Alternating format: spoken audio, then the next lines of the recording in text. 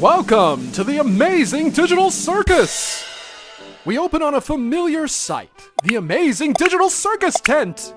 As the camera pans in, we hear the sounds of someone arguing, their voices shrill and extra annoying! You think she's gonna be okay? Ragatha says as Kinger's head jostles within her grasp. Her chair moves forward and back, one of its legs clearly shorter than the others. I wonder who did that? If anyone could find a way out of this place, it'd be her. The head assures her. Glass suddenly shatters as two large shadows fall over the two of them. Without moving an inch, Ragatha and Kinger's head sit in silent contemplation while the shadows get larger and larger until two halves of a giant broken mask fall on either side of them. Oh, Gangle mutters, her voice booming across the circus as we cut out, revealing our favorite ribbon girl to now be the size of a house. There's a large shadow over her mask, but we can see her large road-sized ribbons drag themselves up to cover her eyes. not again. Oh, did someone just reference an REM song? Kinger's head asks, suddenly glowing brightly before dimming. I miss her too, Kinger. Ragatha says, completely missing the point. Getting up from her seat, we watch the sad ragdoll carry Kinger's head over to one of Gangle's large ribbons, walking up it like a scarlet path, until they reach the back of Gangle's mask. Oh, Gangle. Sorry, I didn't hear you come in. Kinger chirps. We see the giant mask swivel around, revealing a face with one eye as a heart, the other as an upside-down spade. Instead of tears, there's canyons carved down beneath each eye as Gangle sniffles slightly. I broke my mask again. Gangle says, her deep voice blowing Ragatha's hair back. Brushing it back down with her free hand, we see her force a smile at her large friend. I'm sure Zooble can help you find a new one. Not like there's any shortage of masks these days. Ragatha mentions, looking back at the balcony that leads to everyone's rooms. The camera follows her gaze, revealing parts of the circus that are broken off into abstract blue code, which sputters and layers itself randomly before dying back down. The balcony appears rather unstable, with a row of balloon animals tied together into a makeshift ladder, looking to be the only way to get to where the rooms are. Cutting back to Ragatha's face, we see her smile die away as she looks back at the ground.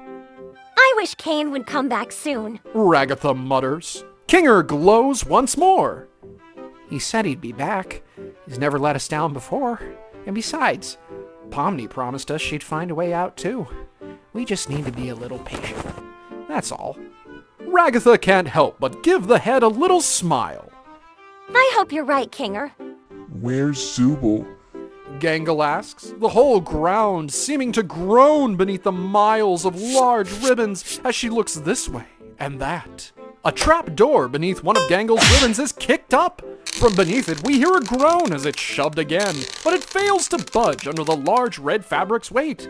Soon enough, the person trying to open the door starts yelling with every shove, eventually giving up and opening a different hatch door right beside it that isn't inhibited by Gangle. Zooble grumbles before walking out of the trapdoor, looking more feminine and humanoid than we've ever seen before. Each part looks to have been glued together, with clumps of dried superglue sticking out from the spaces between each limb. Hey, can I get some help down here? Zooble says, pointing inside the hatch. I think I found somebody else. Ragatha perks up, turning around with Kinger still in hand. You found somebody? I'll be right there. In her excitement, we see Ragatha drop Kinger's head before sliding down Gangle's ribbons. It doesn't take more than a moment for Ragatha to get to Zooble's side as Kinger's head bounces away in the background. Who'd you find? Was it... Ragatha starts, stopping as Zooble holds up a hook. I don't know who it is yet. I just need help digging them out of the code. Zooble says as somebody new pokes their head out from within the hatch. Hey, Zooble. I have a new one. Kaufmo the clown says, his eyes large and glowing, just like the eyes on the abstracted monsters. As he talks, Zooble's eye twitches, while Ragatha starts to climb down the hatch past him. Why did the Scarecrow win in a war. Kaufmo says, grunting a little as Ragatha then Zooble climb down the hatch past him. Because he was outstanding in his field. Zooble mutters, the camera looking up the hatch from below as Kaufmo's smile disappears. Oh, that's way better than my punchline. The clown says.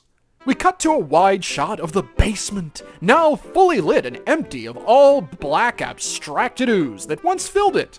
There's no eyes, no gurgling, just a big empty space with broken blue code in the middle of the floor, with someone's legs sticking out of it.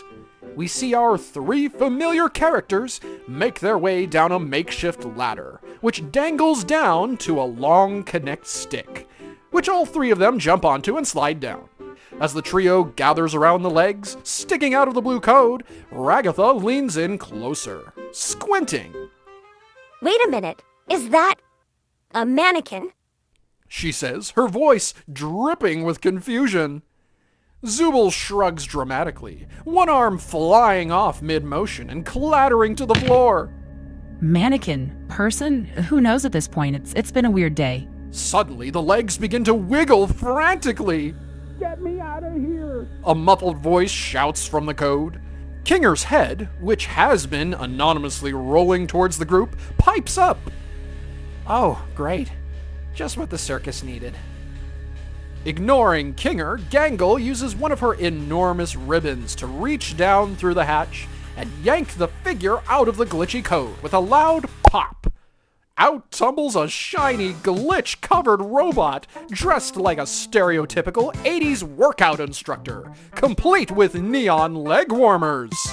The robot springs to its feet and strikes a jazzercise pose. Greetings, Digital Circus. I'm Areobitron. Yeah.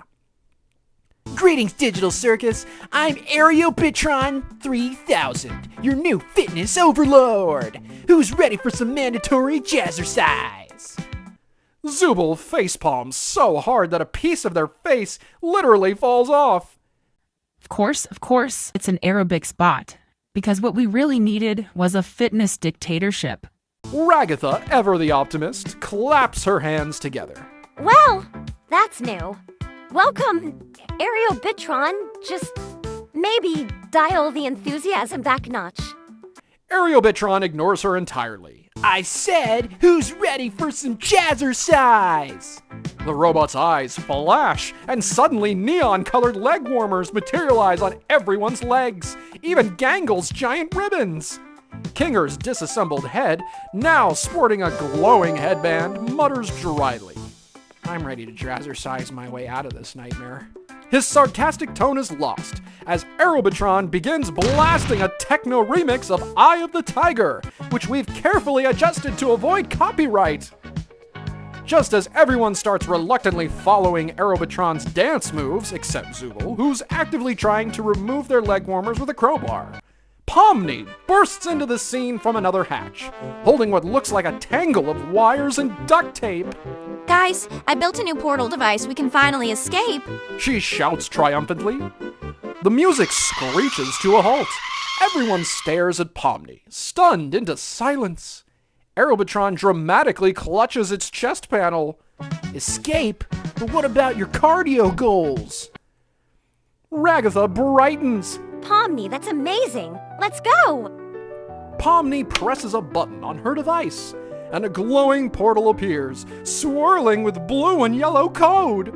The group cheers, but their joy is short-lived. The portal sputters and glitches before projecting an enormous 3D emoji of a winking face that says, April Fools! Pomni throws the device on the ground, where it explodes in a shower of sparks.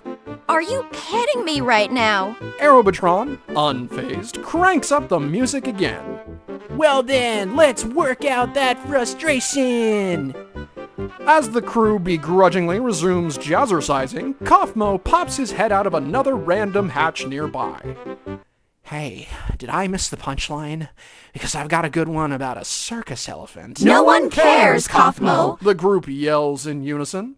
The camera pans out, revealing the digital circus tent glowing in neon colors as the jazzercise music plays on. The group's collective misery palpable but oddly comical. A giant banner unfurls above the tent reading, "April Fools! Season 2 is still in your dreams!" Fade to black.